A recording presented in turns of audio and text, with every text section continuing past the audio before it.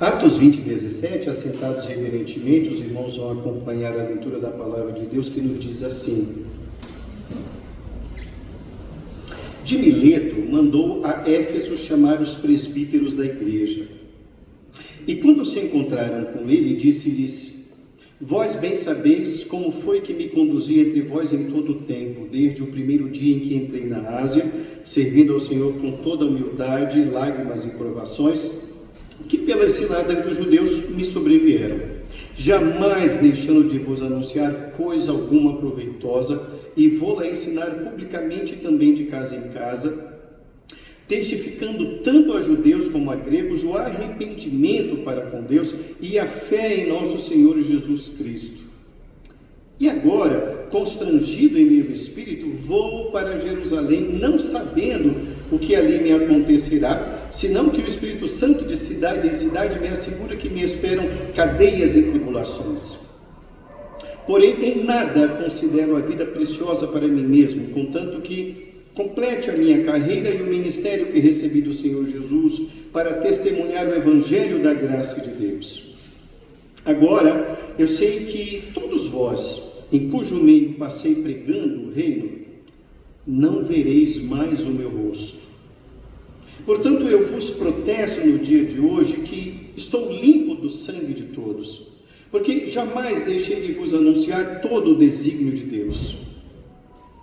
Atendei por vós e por todo o rebanho sobre o qual o Espírito Santo vos constituiu bispos, para pastoreardes a igreja de Deus, a qual ele comprou com o seu próprio sangue.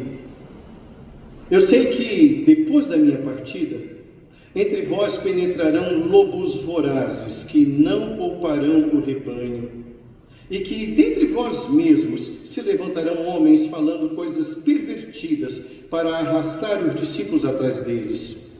Portanto, vigiai, lembrando-vos de que por 3 anos, noite e dia, não cessei de admoestar com lágrimas a cada um. Agora, pois, encomendo-vos ao Senhor e à palavra da sua graça, que tem poder para vos edificar e dar herança entre todos os que são santificados. De ninguém cobicei prata, nem ouro, nem vestes. Vós mesmos sabei que estas mãos serviram para o que me era necessário a mim e aos que estavam comigo. Tenho-vos mostrado em tudo que, trabalhando assim, é mister socorrer os necessitados e recordar as palavras do próprio Senhor Jesus, mas bem-aventurado é dar do que receber. Tendo dito essas coisas, ajoelhando-se, orou com todos eles. Então houve grande pranto entre todos e, abraçando afetuosamente a Paulo, o beijavam, entristecidos, especialmente pela palavra que lhe dissera, que não mais veriam o seu rosto, e acompanharam-no até ao navio. Que Deus nos abençoe, irmãos, em nome de Jesus. Amém. Irmãos, nessa 24ª mensagem, nessa 24ª parte da série de estudos sobre o livro histórico de Atos dos Apóstolos, o tema da nossa reflexão hoje é um chamado de extrema importância. Um chamado de extrema importância. Esse é o tema da nossa mensagem, é o título da mensagem de hoje, perdão. E eu tiro esse texto, irmãos, esse título, exatamente do primeiro verso, verso 17, que diz: De Mileto mandou chamar os presbíteros de Éfeso. Mandou chamar. Ele mandou chamar não apenas para comer uma pizza, tomar um café, mas tinha mensagens muito importantes. Portanto, esse chamado era um chamado de extrema importância para a igreja. E isso ficará claro no decorrer da exposição de hoje. Qual é o contexto desse texto? O contexto desse texto, irmãos, é o início da 3ª viagem missionária de Paulo. Está no seu início. Só que ele tem alguns planos para aquele ano. Ele quer passar a Páscoa naquele ano em Jerusalém. Então, quando ele faz os seus cálculos, quando ele percebe os meios de locomoção daquela época, que estavam próprios para aquela temporada, ele percebe que ele não consegue ir até Éfeso. Não dá. Então ele para na cidade de Mileto e manda um mensageiro até a igreja de Éfeso chamar os presbíteros, porque ele tinha um chamado muito importante, lições importantes para passar a eles. E ele entende no seu coração que vai ser a última vez, vai ser o último encontro, vai ser a última pizza juntos, eles não mais se encontrarão. Mas segundo alguns estudiosos, houve um novo encontro. Não é muito certo, mas segundo alguns estudiosos, esse encontro aconteceu em algum tempo antes do seu falecimento, naturalmente. Pois bem, em algum momento nessa terceira viagem missionária, na cidade de Mileto, que era uma cidade onde havia um centro filosófico muito grande, ali estava uma escola filosófica, irmãos, que era de pessoas que estudavam a origem das coisas.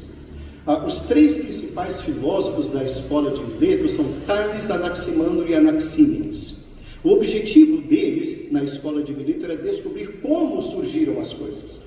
O princípio elementar que deu origem a todas as coisas. Certamente os irmãos vão se recordar dos tempos de escola, do Teorema de Tales. O mais famoso é de Pitágoras, mas também Tales, matemático, ele é o pai da matemática, um dos homens mais sábios do mundo. Era nessa cidade que ele instituiu a sua escola filosófica. E teve muitos adeptos. Então, estar em Mileto era providencial. Mas, repito, ele não tinha tempo de ir até Éfeso. Então, ele manda chamar. E quando ele vai conversar com os presbíteros da igreja, irmãos, ele vai dizendo, olha, temos uma coisa muito importante para tratar aqui. E ele vai dizendo, olha, vocês sabem de como eu me conduzi no meio de vocês. Vocês têm conhecimento. Agora, eu estou indo embora. Eu estou saindo daqui, eu estou rumando para Jerusalém e nós não vamos nos encontrar mais. Esse é o segundo aviso. O primeiro é do meu procedimento com vocês, o segundo é eu estou indo embora. E o terceiro agora é, vocês precisam cuidar da igreja do Senhor. Por isso, irmãos, esse encontro é um chamado de extrema importância. Ele é um chamado de grande importância, ou de extrema importância, irmãos, em primeiro lugar, porque nessa conversa o apóstolo Paulo vai relembrar o modelo ministerial implantado na igreja de Éfeso. Nessa conversa, ele vai relembrar aos presbíteros o modelo ministerial implantado na igreja. Volte a se olhar para os versos de 18 a 21. Quando se encontraram com ele, disse-lhes, vós bem sabeis como foi que me conduzi entre vós em todo o tempo, desde o primeiro dia que pisei que entrei na Ásia, servindo ao Senhor com toda humildade, lágrimas e provações, que pela cilada dos judeus me sobrevieram, jamais deixando de vos anunciar coisa alguma proveitosa, e de vou-la ensinar publicamente, e também de casa em casa, testificando tanto a judeus como a gregos o arrependimento para com Deus e a fé em nosso Senhor Jesus Cristo. Observe bem que ele está relembrando aos presbíteros o seu procedimento como líder da igreja, como pastor da igreja, e aquilo que pelo espaço de 3 anos ele implementou na igreja. Então, por que ele faz isso? Porque ele está com um propósito de dizer, gente, isso não pode mudar. Esse padrão, esse modelo é o modelo da igreja, isso não pode decair. Portanto, vocês sabem como foi penoso. Então, ele vai relembrar o modelo ministerial. E como é esse modelo ministerial? Ou como foi esse modelo ministerial que ele implantou na igreja de Éfeso? Ele vai dizer, ele serviu ao Senhor em humildade, ele não se julgava superior a ninguém. Então é uma liderança servil, é um modelo de Jesus. Interessante, irmãos, falar sobre esse modelo de liderança, porque é um modelo de liderança que muitas igrejas não querem. Eu vou repetir. Esse modelo de liderança de Jesus, que é do líder servo, muitas igrejas não querem. As igrejas querem gerentes. As igrejas, muitas delas, estão querendo homens que sejam, de fato, manipuladores ou comediantes. Esses são os que têm mais views, seguidores e cujas igrejas estão repletas. Mas o líder servil, não. E Paulo está dizendo, o meu modelo ministerial é de um servo, porque não existe outro modelo ministerial que Jesus Cristo deixou. Então, o modelo ministerial é de um líder humilde, que passou muitas dificuldades. Ele mesmo está dizendo que ele passou lágrimas e provações. Ele não era um super-homem, ele não era um super-pastor. Ele está dizendo, eu sou de carne e sangue como vocês, eu tenho medo como vocês, eu sofro como vocês, eu tenho insônia como vocês, medos também habitam a minha alma. Ou vocês pensam que quando eu fui perseguido eu fiquei sorrindo feito um retardado? Não, eu tive medo mesmo. Eu não sou insensível. Ele vai dizer, o meu modelo ministerial é de alguém que sente como vocês sentem. Me senti traído e fui traído pelos próprios judeus, e eu sou um judeu. Um dos piores sentimentos que algum ser humano pode desfrutar, infelizmente, é esse. E ele diz, eu não esperava isso, ser perseguido pelos meus próprios irmãos, mas suportei. Esse é o modelo ministerial. E sempre procurei trazer para vocês o melhor. Ele vai dizer, coisas proveitosas, coisas edificantes. Não massagear o ego de vocês. Não, eu nunca fui coaching de vocês. Eu nunca falei o que vocês gostavam de ouvir, mas eu falei o que era necessário ouvir, porque eu anunciei o Evangelho de Jesus Cristo. Esse modelo ministerial, eu quero deixar claro, lembrem-se, foi assim, procurando sempre o melhor, coisas proveitosas. O meu foco era no ensino das Escrituras, tanto publicamente quanto de casa em casa, quando algum de vocês necessitava. Eu não tinha outro foco, meu foco estava centralizado na pregação das Sagradas Escrituras. Eu preguei a oportunidade do arrependimento, ele vai dizer isso, no verso de número 21, arrependimento para com Deus, que não existe pecado que não tenha perdão, porque eu estava oportunizando esse evangelho, o evangelho que perdoa, o evangelho que restaura, que cura, que santifica. Eu estou oportunizando o arrependimento dos pecados, mas sobretudo também pregando o crescimento na fé em Cristo Jesus. Vocês precisam crescer e não serem paparicados para o resto da vida.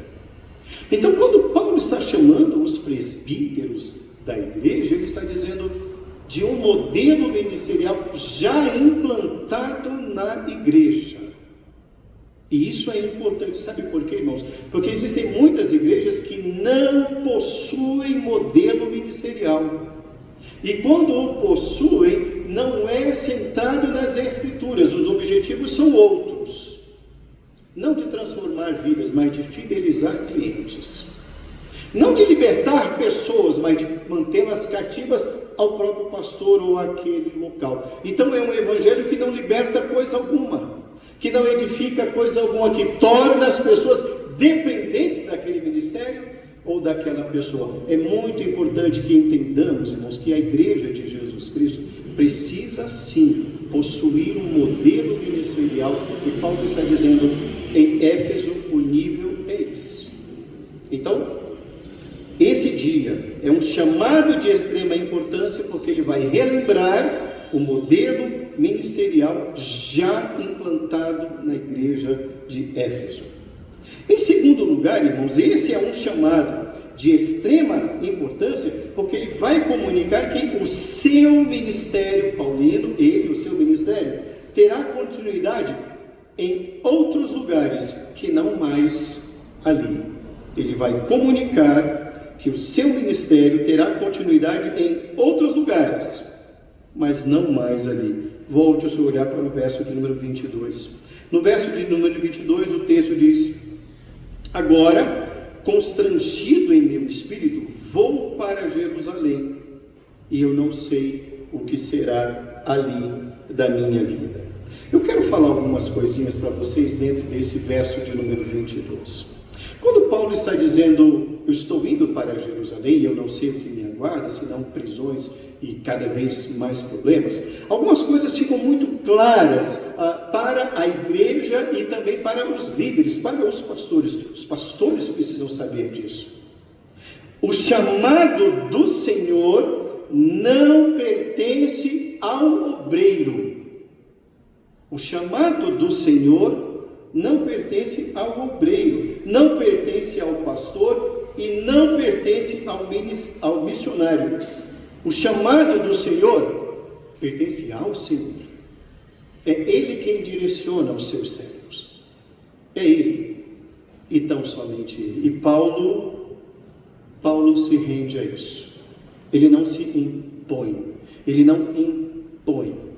Ele busca isso da parte do Senhor. É o Senhor quem direciona. O direcionamento do Senhor torna-se muito claro na vida do obreiro, tanto que no verso 22 ele usa a expressão constrangido em meu espírito. Essa palavra no grego, irmão, significa amarrado no espírito, atraído, atado, compelido, empurrado pelo Espírito. Ele sente que o seu momento já não é mais ali em Éfeso. Lá ele ficou 3 anos. E foi um tempo onde ele mais tempo ficou numa igreja. Paulo, ele não era pastor de igreja local, ele era um plantador de igrejas. Então, a igreja de Éfeso foi sim uma igreja extremamente privilegiada. E ele deixa claro isso para a igreja. Não sou eu quem mando em mim. O Senhor está me levando para um outro lugar. Então, isso era importante para a igreja, sabe por quê, irmãos? Porque o primeiro pastor da igreja de Éfeso foi Paulo. Então, naturalmente, durante 3 anos, todo dia, visitando, comendo pizza, come um quibe ali, vai jogar um futebol ali, vai nadar no rio ali, todo dia por 3 anos, é natural que esse vínculo se fortaleça. Eles têm um referencial de um pastor que conhece teologia, de um pastor que é um bom pregador, um pastor que pega a Bíblia, abre e explica a palavra do Senhor. Então eles gostam daquilo, eles estão aprendendo muito bem. E ouvir o pastor dizer, gente, adeus, eles se entristecem, isso é lógico, isso é natural. Tanto é que no final do texto Lucas vai dizer que eles ficaram muito tristes com essa expressão, não vamos mais nos ver. Mas Paulo diz, o chamado não é meu, ele é para mim, mas ele não é meu. Daí a gente entende, irmãos, e a igreja precisa ter maturidade para isso, que todo pastor tem um chamado diferente do outro. Um é mais assim, o outro não é tanto assim. Um é mais assado, o outro já não é tão assado, é mal passado. Alguns são crus, outros já torraram. Cada pastor tem um chamado da parte de Deus, e Paulo vai deixar isso muito claro para os irmãos. Ele vai dizer que ele não estará mais ali, mas ele não tem mais detalhes do ministério dele. Ele diz, eu vou para Jerusalém, mas eu não sei o que será da minha vida, senão que eu vou ter cada vez mais momentos difíceis. Ele usa as expressões cadeias e tribulações. Eu só sei disso. Mas apesar disso, apesar de não saber direito o que vai me ocorrer, o seu propósito é permanecer fiel ao chamado que recebeu do Senhor. Olha lá o verso 24. Em nada considero a vida preciosa para mim mesmo, contanto que complete a minha carreira e o ministério que recebi do Senhor Jesus. Ele tem convicção do seu chamado. Todo pastor precisa ter essa convicção, ou ele não é chamado coisa alguma. Ele ouviu, mas subiu, mas não é um chamado. E ele diz, eu só quero ser fiel, eu só quero permanecer fiel. E Paulo vai ensinar isso para a igreja de Corinto, quando ele escreve a sua primeira carta, lá no capítulo 2 e depois no capítulo 4, ele vai dizer, é indispensável que os homens nos vejam como despenseiros da obra do Senhor, e o despenseiro seja encontrado fiel, não pastor da maior igreja, mas fiel ao Senhor. O que se requer do despenseiro é permanecer fiel ao chamado. E Paulo diz: gente, eu quero isso, não importa para onde eu vá, não importa o que eu vá enfrentar, eu só quero permanecer fiel. Então ele está dizendo para a igreja que o pastor que virá lá adiante, lá para Éfeso, tem que ter essas credenciais. Ele já está pontuando isso para os presbíteros. Ele entende, irmãos, que ser fiel ao chamado ministerial importa mais do que a própria vida. Verso 24 ele diz: eu não considero a vida importante. O importante é eu ser fiel ao chamado, porque eu fui chamado. Jesus me deu um cajado e eu quero entregar esse cajado de volta para Ele, porque foi Ele quem me deu. Importa mais ser fiel ao chamado do que a própria vida, do que as lutas, do que as cadeias, do que as tribulações, do que os infortúnios e do que as incertezas. Gente, eu não vou mais permanecer com vocês, disse Paulo aos irmãos presbíteros, aos líderes da igreja de Éfeso. Eu não seguirei o que me agrada, mas eu seguirei o Senhor que me chama.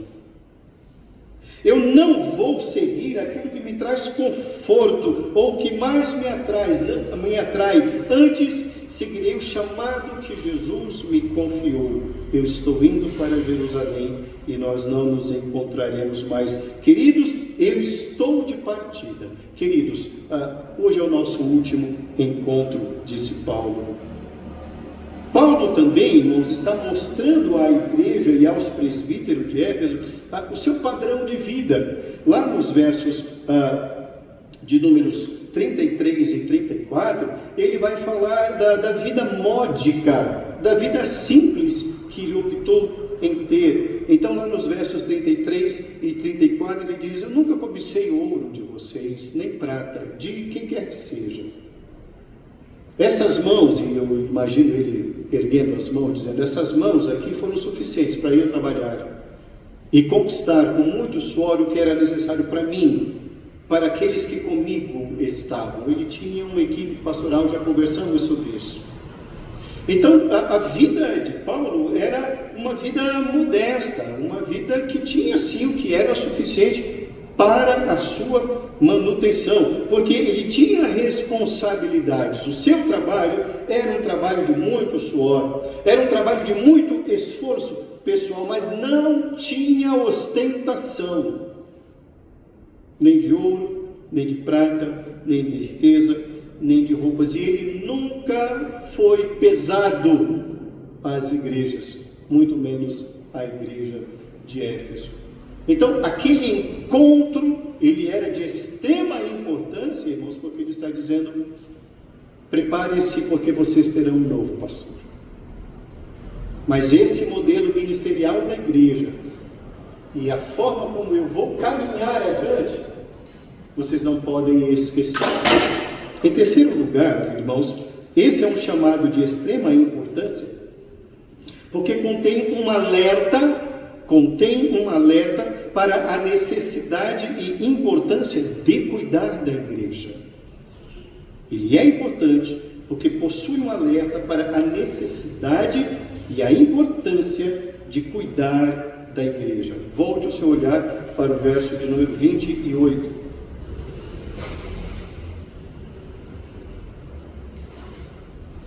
Verso de número 28, ele diz assim: atendei por vós e por todo o rebanho sobre o qual o Espírito Santo vos constituiu bispos para pastoreardes a igreja de Deus, a qual ele comprou com o seu próprio sangue. Atendei por vós. Então vamos nos lembrar aqui, esse encontro é um encontro importante, porque ele vai falar do padrão ministerial da igreja, ele vai falar do dele e dizer: eu não estarei mais com vocês. Então ele diz: agora é com vocês.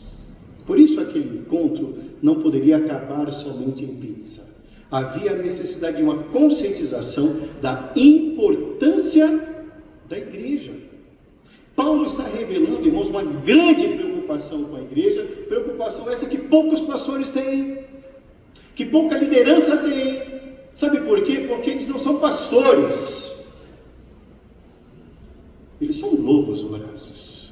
Eles querem tirar o pelo das ovelhas. E tudo o que eles puderem. Então não há preocupação com o rebanho, com fidelidade de Deus. Ora, Deus. E Paulo diz, não. Esse padrão precisa ser mantido. Portanto, é hora de vocês atenderem por vós. Essa expressão, atendei por vós, irmãos, tenham cuidado de vocês. Só que não é só o cuidado de vocês, ele diz, atendei por vós e por todo o rebanho. Eu só posso cuidar do rebanho se primeiro eu cuidar de mim.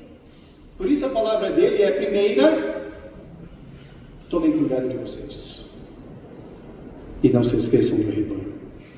Os irmãos que já viajaram de avião, os irmãos devem se recordar que antes do avião levantar voo, todos afivelam o cinto e um dos comissários de bordo vai até a frente e dá aquelas instruções.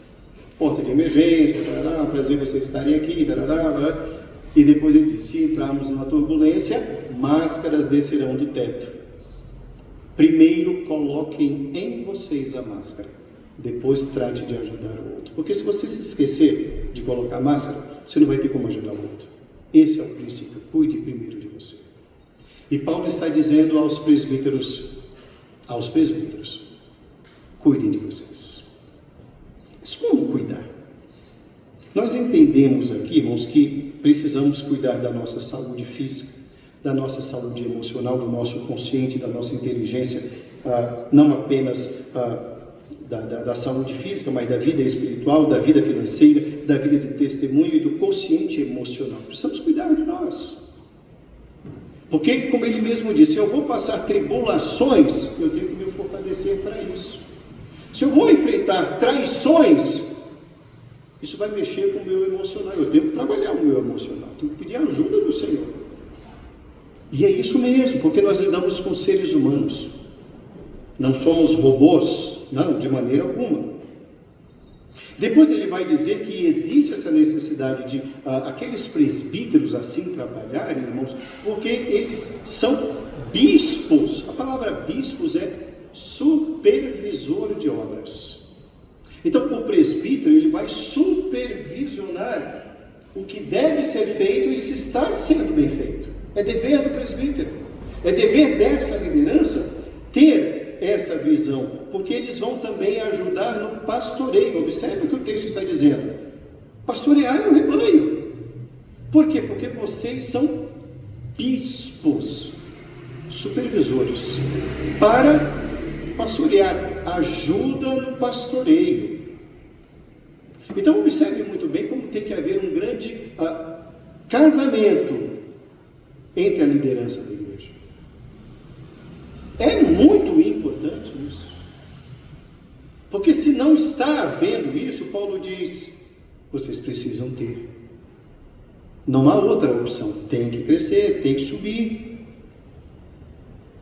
Depois ele vai dizer do porquê desse cuidado. Atendei por vós e por todo o rebanho. Ele vai dizer o porquê.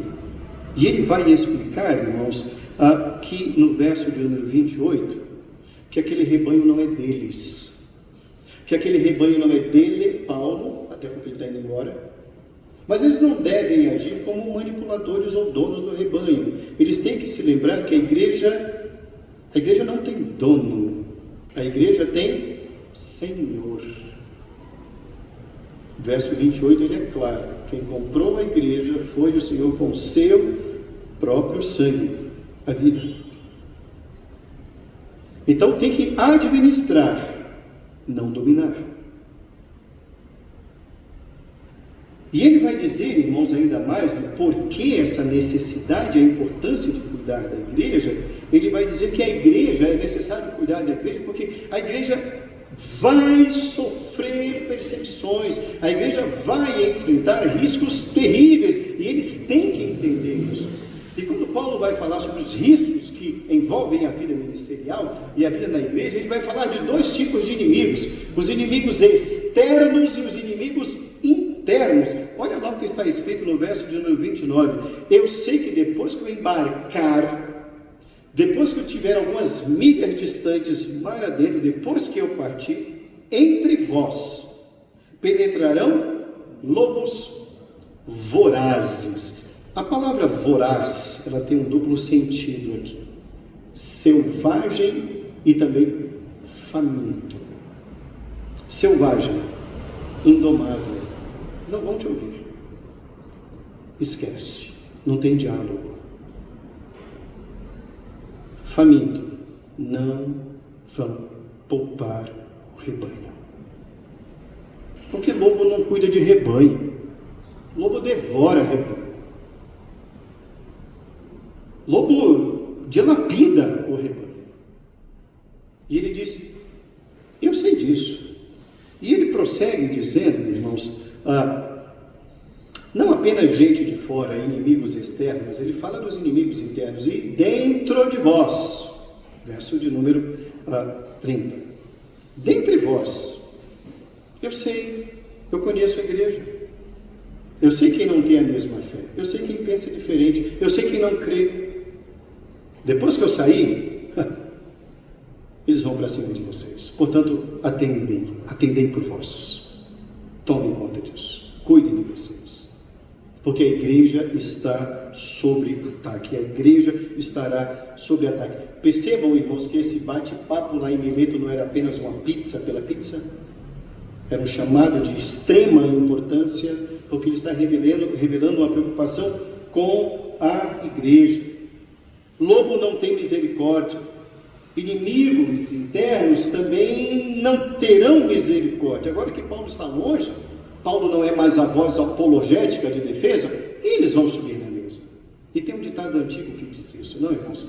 Quando o gato sai, os ratos sobem na mesa. E é isso mesmo. Olha a preocupação de Paulo. Vocês precisam observar isso. Vocês têm que ajudar a pastorear. Porque a igreja tem um padrão ministerial. Esse padrão não pode ser mudado. Não porque eu criei, mas é porque ele é baseado nas Escrituras. E isso não pode ser removido ao alicerce da própria igreja. Eles vão querer formar maioria, eles vão querer formar grupos, eles vão dividir a igreja. Portanto, tomem cuidado. Ele prossegue, irmãos, e lá no verso de número 31, ele vai dizer o verbo vigiai. A igreja tem que estar atenta. Não dorminhoca. O vigia tem que estar atento o tempo todo. Na hora em que o vigia cochilar, todos estaremos em perigo. Porque o inimigo vai entrar na hora em que menos se esperar. Na hora em que alguém que deveria estar vigiando, não foi vigilante. Vigiai. É uma ordem, não é uma opção. Vigiai. O verbo está no imperativo. É a ordem para a igreja. A ordem é vigiar. Para não se perder o que se conquistou. Vigiar para impedir que esses homens tomem lugar, tenham vez e voz. Porque Paulo está dizendo, é importante cuidar da igreja. É importante cuidar de quem está entrando na igreja. A igreja ela está aberta a todos, mas jamais estará aberta a tudo. Vigiem, cuidem. O trabalho realizado não poderia ser colocado em risco. Era necessário ser preservado, e Paulo vai falar isso. Olha lá o que está escrito no verso 31. Vigiai, lembrando-vos de que por 3 anos, noite e dia, não cessei de trabalhar. Paulo está dizendo, não ponham esse trabalho em risco. Vamos perder tudo isso que foi conquistado? Foi muito trabalho, foi muito suor, foi muita lágrima, eu tive que aguentar muita coisa, e esse padrão não pode ser perdido. Ele insiste muito nisso. Muito sacrifício pessoal, muito estudo das Escrituras, coletivamente ou individualmente. Não se esqueçam disso. A igreja não precisa de novidades, irmãos. É o que Paulo está dizendo. Volte a olhar para o verso de número 32. Agora eu encomendo-vos, diz o verso 32, ao Senhor e à palavra da graça. Percebam que isso não é diferente do que ele deixou para a igreja. Entenderam isso? Ele está dizendo, não inventa a roda. Não precisa de novidade. A igreja não precisa disso. A igreja precisa do Senhor dela e da palavra dele. O meu recado para vocês é o Senhor e a sua palavra. Ponto. Esse é um padrão. O que vemos hoje em muitos lugares, pessoas, líderes, pastores, querendo cada domingo uma novidade. Vamos ver o que vai ter hoje. É a mesma coisa do domingo passado? Vou para outro lugar. Porque não querem o Senhor da igreja, nem a igreja do Senhor. Eles querem entretenimento. É o que eles querem. Porque eles passam a semana inteira no entretenimento. Final de semana eles vão querer lembrar que são pecadores? Não, eles querem novos entretenimentos, novas modas, e os modismos não param. E ele diz, eu encomendo vocês ao Senhor e à sua palavra. Esse é o trilho da igreja. Se faltar essa locomotiva vai descarregar. Encomendo-vos ao Senhor e à palavra da sua graça. Ele é poderoso porque é o Senhor da igreja, e ela é poderosa o suficiente para edificar e dar herança na fé entre os santificados. O verso 32 no seu final diz, a palavra da graça tem poder para vos edificar.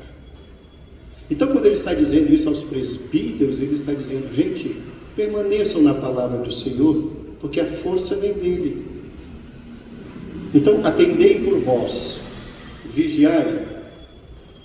É disso que ele está falando. Quem dá suporte à liderança é o Senhor da palavra e a palavra do Senhor.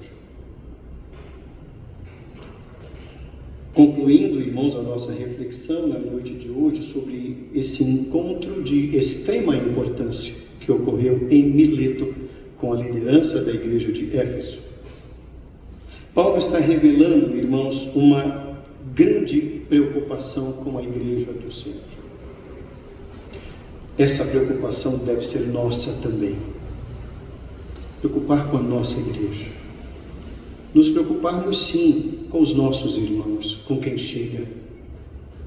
Não apenas em receber bem, mas com que objetivo está vindo? Com que propósito está vindo? Vem para somar? Para continuar na mesma fé? Atendei por vós. Padrão ministerial.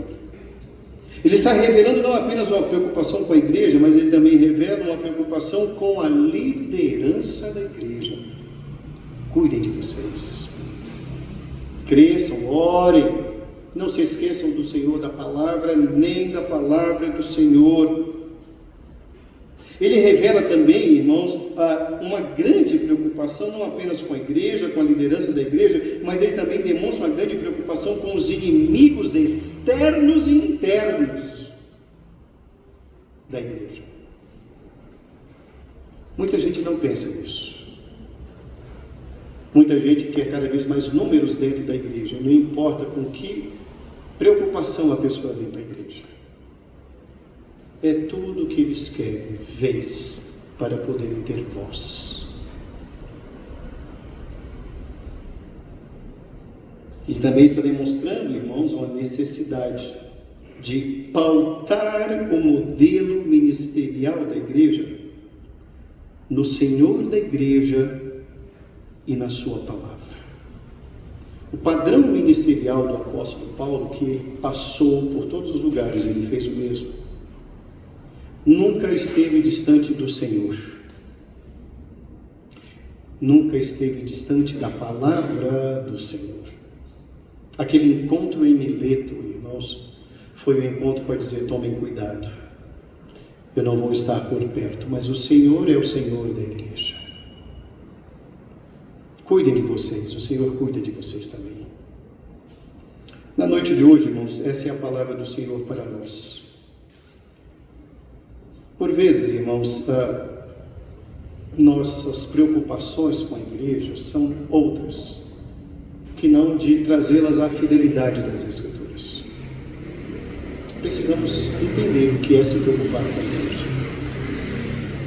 A necessidade, sim, irmãos, e eu vejo isso em Paulo, e também tenho essa preocupação nesses 36 anos de ministério.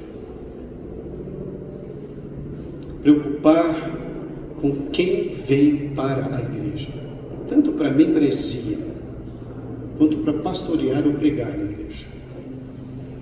Porque pode destruir um trabalho. E Paulo dizendo, fiquei 3 anos em Atenas, e não foi fácil. Foram 3 anos de muito suor. Cuidem disso. Zelem por isso, porque o padrão não está longe das Escrituras, o padrão é a palavra do Senhor. Eu não estarei por perto, disse o apóstolo Paulo. Irmãos, que Deus, na sua infinita misericórdia, na sua infinita graça, abra o nosso entendimento, abra o nosso coração, para que percebamos, irmãos, a importância de nos preocuparmos sim com a igreja do Senhor. De nos preocuparmos sim com as nossas próprias vidas, com o nosso emocional, com a nossa vida espiritual, com a nossa vida financeira, em crescer no Senhor e continuar crescendo no Senhor, criar vínculos na casa do Senhor, criar comunhão com o Senhor, nos dedicarmos a esse Deus, à casa do Senhor, porque Paulo tinha essa preocupação, a liderança precisava ter, e conosco não é diferente. Todos nós devemos sim nos preocupar com aqueles que trazem o ensino das Escrituras na casa do Senhor. Sabe por quê? Porque a igreja não é nossa. Ela é do Senhor. Ela não é de Paulo. Não. É por isso que nós devemos amar essa igreja. A igreja, irmãos, ela é formada por pessoas como vocês e eu. Entenda que essa igreja tem 96 anos. Quantas pessoas já não passaram por aqui? Milhares de pessoas. A igreja permanece. Por onde vocês passaram? Vocês vieram de tantos lugares, eu também. Saímos de lá e aquelas igrejas continuam. Elas permanecem. Estamos aqui hoje. Devemos orar por essa igreja, criar vínculos com ela, amar esta igreja, lutar pelo Evangelho de Jesus Cristo aqui dentro. Amar pessoas, criar vínculos com pessoas. Orar para que Deus traga mais trabalhadores, porque é a igreja do Senhor. Sem jamais nos esquecermos do padrão ministerial do Senhor e da sua palavra. Que assim Deus nos ajude em nome de Jesus. Amém.